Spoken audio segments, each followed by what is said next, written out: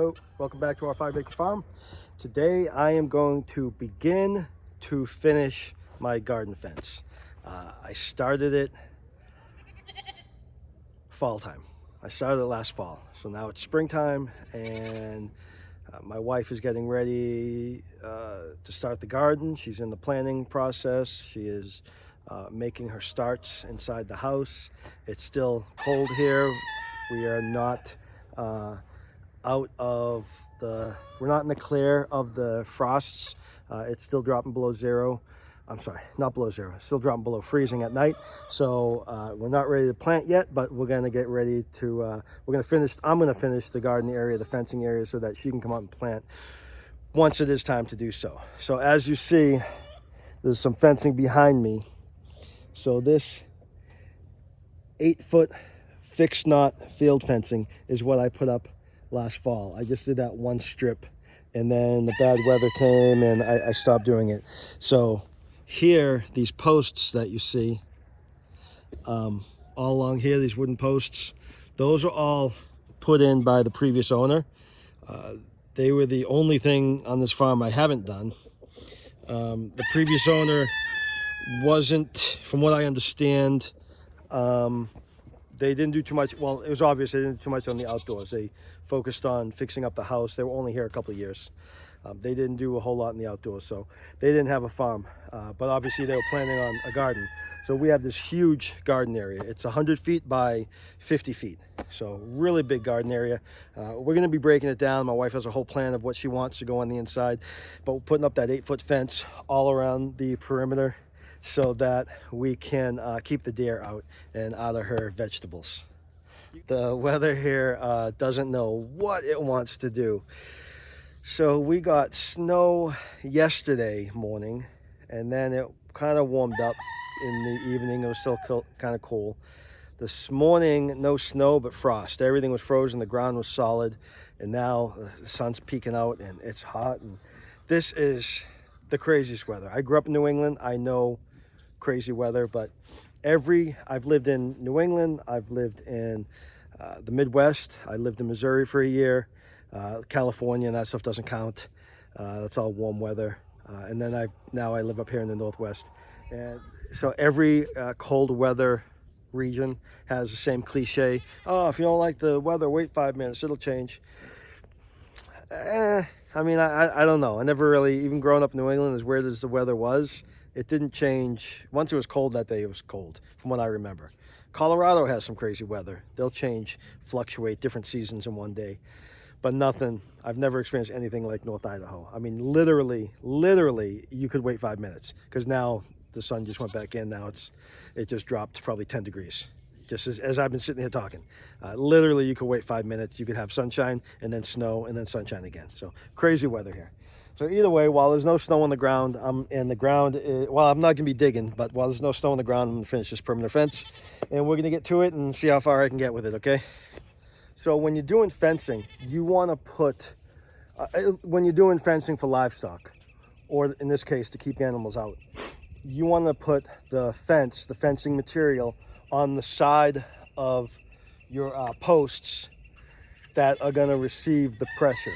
So in other words, if I'm worried about the deer coming in, this is the inside. I know you can't see it. This is the inside of the garden. That's the outside. So the deer are going to try and come this way. Luckily, deer aren't going to really pose much pressure. I don't think they're going to try and push their way through. We have to do 8 feet because they will jump. If it's a 4-foot, 5-foot, 6-foot, they'll jump over it. From what I've been told by neighbors and friends, you got to do at least 7 feet. You got to do 7 to 8 feet. And most people do 8 feet. So we're doing 8 feet to hopefully keep the deer out. So the pressure is going to be coming from this way, but as you can see up there, so that cross beam going that way and that way, the horizontal beam is lower than 8 feet. So if I put the fencing on the outside here, it's going to come up and there's going to be a space in the top of it. It's going to look real ugly. That would be the proper position for the fencing because the pressure is coming this way. On the inside, we're gonna have the garden. We're still gonna have the chickens and maybe the ducks in here. We'll show you how it's gonna work. I know some of you are probably saying you're gonna have chickens in your garden area. You're not gonna have a garden left. we have plans for all that. But anyway, so we're not worried about the pressure coming out this way. We're worried about the pressure coming in this way. But if I do it the correct way, it's going to look real ugly because the fencing at the top is going to be leaning over. Yes, I could cut it. That's just making a lot more work. I've got 50 feet. I've got 150 plus the end down there, 160 or so, 170 feet of fence I got to put up and stretch by myself. Hopefully she'll come out and help me a little bit. But I did it all myself last year, so it's not a big deal. It's kind of a one-man job. I'm going to be stretching it with the tractor. So anyways, I'm going to put it on the inside so that it looks really nice. As you can see, all of this was on the inside. Again, the pressure would have been coming this way. We hadn't planned on putting in this fenced-in yard. You can see the 4-foot posts. We didn't plan on putting in that 4-foot fence until all my dogs refused to stay in my yard and they kept running to the neighbors' houses. So that's when we had to put up that fence. I'm not worried about the pressure coming this way because we have the fence over there. Yes, it's only 4 feet. The deer can get over it. But we have 3 dogs that we have 3 dogs now. Oh, my poor Justice. We have 3 dogs that have 24-hour, 7 days a week access to this yard over here. So they keep the deer out. I haven't seen any animals on the inside of that yard. The dogs, unfortunately, would tear apart any animal. Unfortunately, Aspen, my Aussie, killed one of our chickens this week. Anyways, so I'm not too worried about the pressure. I think doing it on this side is going to be fine. I don't think the deer are going to be ramming into it and trying to get through, you know. So we'll see what happens, but that's what I'm going to do. So if you know about fencing and you're saying to yourself, he's putting the fence on the wrong side, the pressure's coming from the upside. That's why I'm doing it. I'm doing it because it's not going to fit. These cross beams are just lower than 8 feet. Like the top of the beams are 8 feet, so the fence is going to be leaning out that way with an ugly gap in the top of it if I do it the correct way. So that's why I'm going to do what I'm going to do, okay? Just to let you know.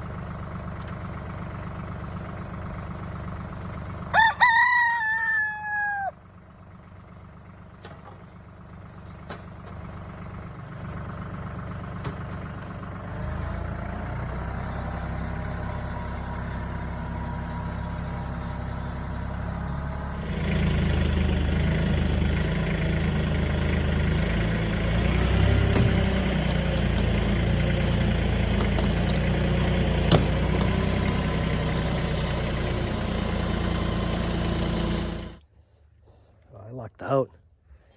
Yeah, I without knowing it, I accidentally put the roll in the exact right spot with the bottom. See the bottom squares are smaller than the top squares. Bottom squares are for smaller animals to keep in or to keep out. So I accidentally, without knowing it, lined it up in the exact right spot, so I don't have to try and turn that giant roll around. So that's good. One thing going my way. It's a good start to the day.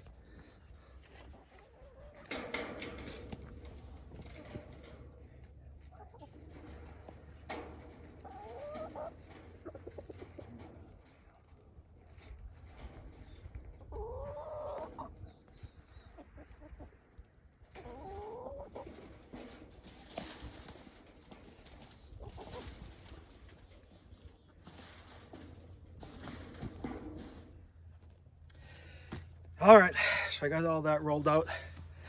What I found the easiest way to do it is, the easiest way to do it is if you have an attachment on your tractor and you can sit the whole roll. They sell these things basically like kind of like a stripper pole on the back of your tractor. You put the roll of wire right over the pole and you pull it, and it's got like a clamp or something that can lock down so you can pull it tight. But you can just drive the tractor and roll out all the wire. I don't have that. I should get a stripper pole in the back of my tractor. What's up with that, honey? We gotta work on that. So what I find the easiest thing to do, especially since I do most of this by myself, is roll it out, cut the length I need with a little extra, 5-10 feet. I'd rather waste 5 or 10 feet. Usually it's about 5 feet. I'm usually pretty good with all the fencing I've done. I'll cut about 5 feet extra, so 5, 7, something like that. And then that one piece, even if it's long, even if it's 100 feet long, is still easier to manage than trying to manage the whole roll of wire. This 8-foot fixed knot fencing, when the wire is full, when it's brand new, I think it's about 500 pounds. So you're not muscling that around, you know. So I'm gonna roll that. I've got that rolled out. I've definitely got extra rolled out. I'll cut that, and I will staple the bottom to the posts first, and I'll stretch out that bottom, get that nice and tight, and then we'll lift it from there.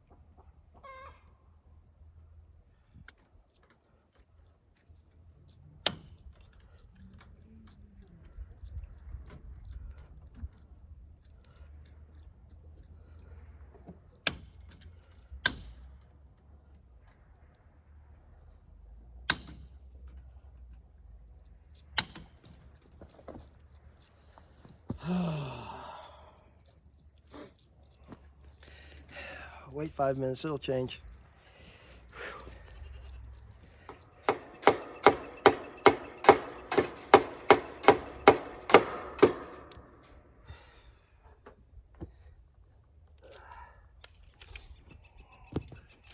So using fence staples for this to put it into the wooden posts. These are the fence staples. So no, they don't have a staple gun. I think they do sell like construction type staple guns for these. Not for these particular ones, but for staples like this, but they're like $500. Typically you just hammer them in just like a nail. So they're kind of a cross between a staple and a nail. They're 8 gauge. Got a bucket of them. Barbed staples. These ones are 1 3/4 inches. That's about all I need. Like I said, there's not a whole lot of price. You can get the 2-inch ones as well, but that's all I need. So it's got those barbs on it to prevent it from being pulled out. So we'll do that all the way down for as long as my back can take it. We'll do that all the way down on each of these posts. Typically by the end of doing fencing like this, usually can't really walk very good the next day. Usually my arms are all tingly, my hands are all tingly from hammering. So yeah, I'm getting old, I know. Definitely not a tough guy anymore.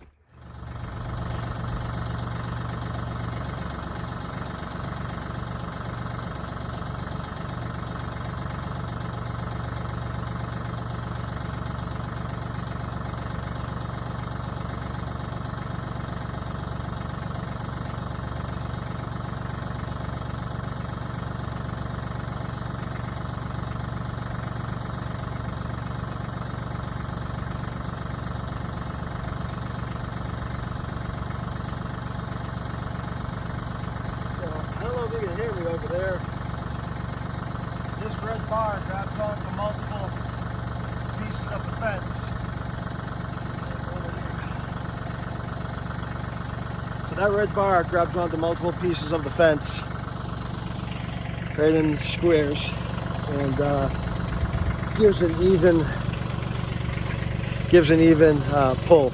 So you're not just pulling on one square and ripping it. I'm going to ruin the squares that the hooks are around, but that's okay. It's just the end of it that I'm going to be ruining. The 2x4s would preserve the fence the best it could, but there's always going to be extra that I'm going to cut off anyway, so I don't mind ruining the last square. It's not a big deal. I'm going to be cutting it further back than that anyway, so we'll see. You'll see when I start doing it. So I'm just pulling the bottom portion for now.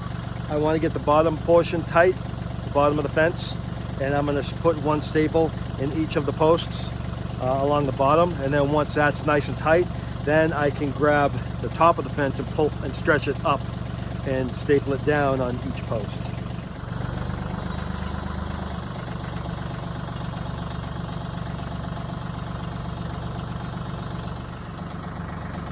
Okay, so I've got the bottom tight. I use my tractor, use that bar. Tractor's not the proper piece of equipment to be using because it pulls too tight. It's too much force. I have to be very, very careful with it so I don't rip the staples out of the other end. Come along would be the proper tool for this job. I don't have one, so I use the tractor. I just gotta be real careful when I do it. So it's tight all along the bottom. I'm gonna put a staple in on each one. All right, so we just finished up for the day. Shonda was out there helping me all afternoon. She just went in the house. So we just got this one side up. It's kind of a long process for the two of us. We were able to stretch that fence, stretch it horizontally with the tractor, and then also vertically using the toe strap and the fence puller. That's what that red thing is made for. So it's all pretty good. I'm sure someone else could have done it better, but it's not bad. It's pretty tight. I'm happy with it. So gotta do that 100-foot run next. Maybe that'll be tomorrow. See how I feel after today. And then we got a short run down at the end, going from the lean-to. So they got the blue shop, the lean-to, and then get a short run of 8-foot fence there, probably like 20 feet maybe. So over here, this one spot kind of came out messed up. The wire's bent there, but that's perfect because that's where my door is going to go. I'm going to have a small door here, probably about that wide, just something big enough to get a wheelbarrow through in and out when we need to come in and out of the garden. So I'll have a door here, another small door over there. We'll have the gate for the tractor over there, and then we'll have another gate for the tractor over here. That way we have access points to all four corners. Just because it's such a big area in here. I mean, it's probably, I don't know, maybe half a football field. I don't know.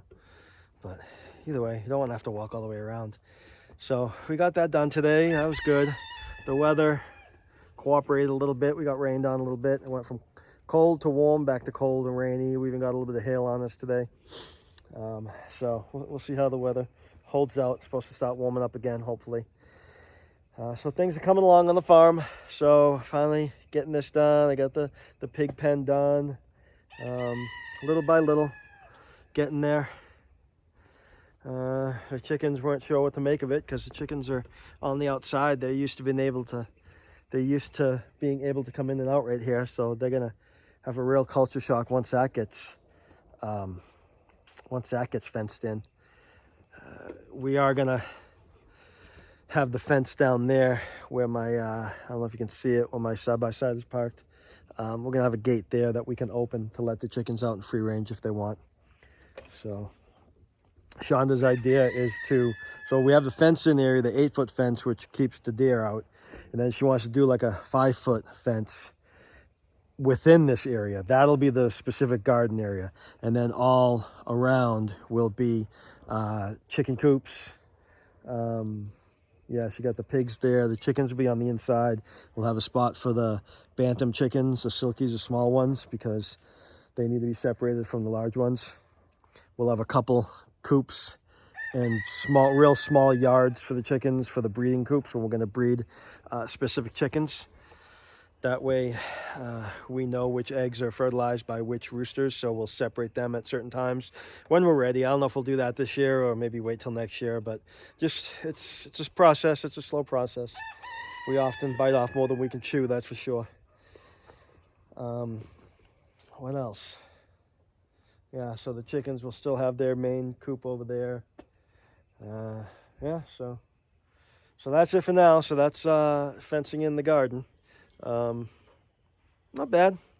I'm happy with it. Like I said, I'm sure someone else could have done a better job, but I'm pretty happy with the way it came out. So that's gonna be an all-day job over there. So, but that's all right. We'll get her done. All right. Thanks for watching. See you on the next one. Okay, so here's day 2 of stretching the fence. I'm just doing a real small section today. It's probably 15 feet, maybe. This section here from my lean-to over to the corner post. I nailed it. I got it stapled in this side. I'm out here by myself today, so I'm stretching by myself, which can be a pain, but using the tractor and the tow rope makes it a lot easier. And I've got that red fence stretcher bar again that I was using, and it works pretty good. If I had used 2x4s on each side and bolt them together and pulled the whole thing at once, I'd be able to stretch the top and bottom at once. But because this is 8-foot fence, you can see that the top is still loose, but the bottom is already tight as a drum. So I just kind of wanted to show that. The trick with it is, if you're one of those people like me who tend to over tighten every nut and bolt, every screw you put in until it breaks, you got to be careful, because the tractor, I have to move the bucket very, very lightly, very, very gingerly. I have to adjust the stick on the tractor to pull it back. So once I get it in place, instead of lifting the bucket up or driving the tractor back, I just tilt the bucket up a little bit, and that tightens it really well. You just got to be careful not to over tighten it so you don't rip the fence or rip the staples out, which I did yesterday. But right now this is going good, going as planned. So I've got this all stapled in up here, top to bottom, and I've got it stretched along the bottom, which is stretched pretty good. I'll see if I can get it a tiny bit tighter, and then staple that in, and then stretch the top and staple that in.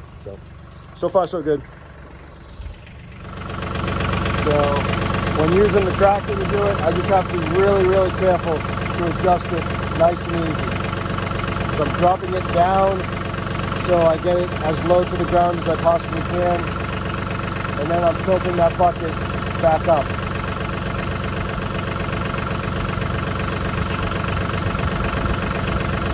And I'm gonna go check on it. I'm better off to walk back and forth a couple times checking on it than ripping the staples out or breaking the fence and having to cut another piece. So that is super, super tight right now. So I don't want to mess with that anymore. That looks good down there. That all looks good down there. Looks really tight. Looks really tight down there. Yeah, I mean, this is a really small section, so I shouldn't be too proud of myself, but I'm liking the way that it's coming out so far. That looks really good. And as always, in true Idaho spring fashion, the weather changes minute by minute up here. So it has got warm here in the last 30 seconds.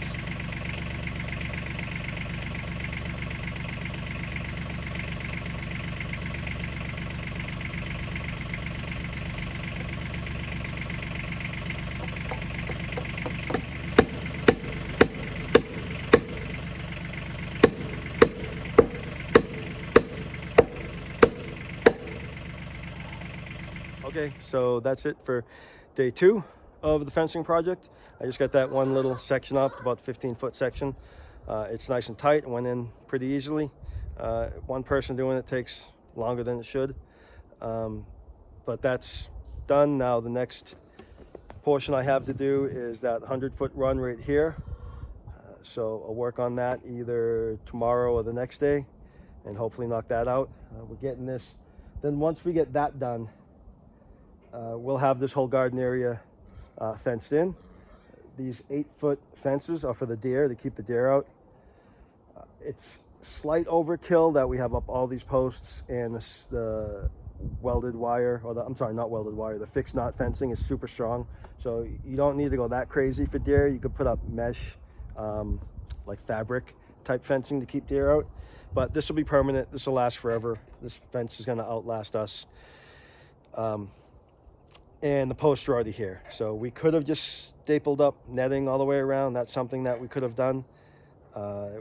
We wanted to make it look nice though. And we'll also be using this as a yard for our animals. So our chickens will still be free range in here. They'll be fenced off from the inner garden, but they'll still be free range in here. In the wintertime, if we ever choose to, if we had to, we could now, once this is all fenced in, we could have our goats in here in the winter if we wanted to. We could run the pigs through in the winter if we wanted to clear out the garden area. So it'll give us a lot of options once we have it done. We have a lot of plans for the garden area. I don't know if we'll get them all done. We have big plans. We've been both out here. Shonda and I have been out here. She's been sketching it out. We've been out here walking it and taking measurements and figuring it out. Doing a lot of dreaming. So now it's just a lot of work and a lot of money is what it takes to get it all done. So we'll see. There's a few things that absolutely have to be done. We're going to have 13 ducks.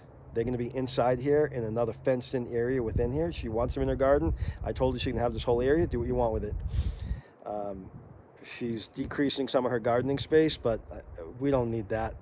I mean, we have plenty of room to garden in here. We're going to have plenty of fruits and vegetables. We don't need to take up the entire thing.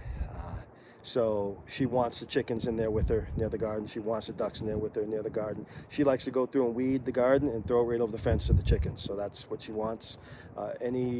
She'll grow some crops that are specifically for the chickens and the ducks. So things like that. So she wants it in there. So we have to get the duck area done. We have, I don't know if I mentioned this before, we have 5 silkies on the way. The silky chickens are the small puffball looking ones. We have one silky rooster right now. And then we have 3 bantams. They're not silkies, but they're bantams. They're small like silkies in the brooder. So we're going to have a total of 9 small chickens, 9 bantams, 7 or 6 silkies, and 3 other bantam breeds. We don't know what breeds they are yet. But they'll get attacked by the bigger chickens, so we have to have a fenced-in area for them. So we have a fenced-in area for the ducks, a fenced-in area for the silkies and the bantams, and then we're going to have 2 other fenced-in areas for the chickens that we're choosing to breed at. Oh, there's my silky right there, Fluffy. So he's going to get his own flock. Hopefully they're all females. With bantams, the place we order them from online, they sex them, so they're 90% chance they'll be females. So hopefully they are. Hopefully the 3 we have are females. If that all works out, then he'll have his own flock. That'll be great, because he's getting chased around and tormented by Sid. And here he comes, because Sid's probably over there chasing him around. So hopefully he'll have his own flock inside here. The ducks will have their own area. We'll have 2 areas for breeding chickens. So when we choose to breed, we'll put a rooster and a hen together so that we know exactly what breed we have. We're only going to breed the Cochins and the Spitzhaubens. We might not get around to that this year. That's okay. Like I said, big dreams for the garden. We'll finish what we can. We're going to be working our butts off all the way into summer. Hopefully we can get a lot of it done, but we'll see. One step at a time, one day at a time. The next thing is going to be finish off the fencing. So we'll go from there. So I'll see you on that video. Thanks for watching.